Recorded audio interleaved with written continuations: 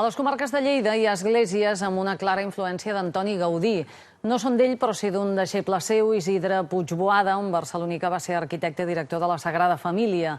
Una d'aquestes esglésies és Eva Pelegrí, on ets tu ara, a la Guàrdia d'Urgell. Sí, des de fora ja es pot percebre la seva petjada, sobretot al porxo. Aquí trobem una columna inclinada que deixa entreveure la utilització d'un arc parabòlic, un element molt comú en l'arquitectura de Gaudí. Aquesta va ser precisament l'última església que Puigboada va fer a les Terres de Lleida i ja aleshores hi era al cap de les obres de la Sagrada Família. En les anteriors va utilitzar fórmules del mestre barceloní. D'alguna manera podríem dir que hi ha esglésies de Lleida que li van servir de banc de proves. A banda d'aquesta, a la Guàrdia d'Urgell n'hi ha d'altres a la demarcació Sismes que també tenen aquesta influència de Gaudí. Són a les comarques de la Noguera, l'Urgell, l'Alt Urgell, el Pallars Sobirà i també n'hi ha una altra a Gelida, a l'Alt Penedès. Tot just fa 50 anys es va beneir i consagrar l'església de Santa Maria de Térmens. La vella s'havia fet petita. És obra de l'arquitecte Isidre Puigboada.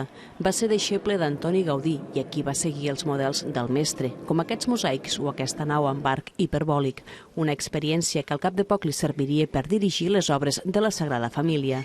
El que feia Puigboada és intentar trobar les solucions que s'havien fet sobre plano per la Sagrada Família, doncs posar-les en pràctica. En el Bisbat d'Urgell va estar provant les solucions que després s'aplicarien a la Sagrada Família. Una exposició a Térmens repassa la biografia de l'arquitecte i també explica com es va aixecar aquesta església. Entre els que hi van treballar hi ha Sebastià Maials, un jove aprenent de paleta. Això fa 50 anys era una gran obra, vull dir, un al ser tan jove com jo, pues, va impactar una mica. Durant els anys 60, l'arquitecte Puigboada va projectar fins a 6 esglésies més a les comarques de Lleida amb elements gaudinians. A la zona d'expansió de Balaguer hi ha l'església del Sagrat Cor. El presbiteri és d'estil gaudinià, com també les columnes que aguanten la nau central del temple.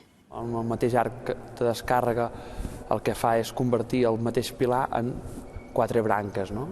I un altre exemple, l'església d'Artesa de Segre, en ple casc antic, on perdura l'essència dels elements gaudinians que Puigboada va incorporar, com la intensitat d'aquests vidres de colors.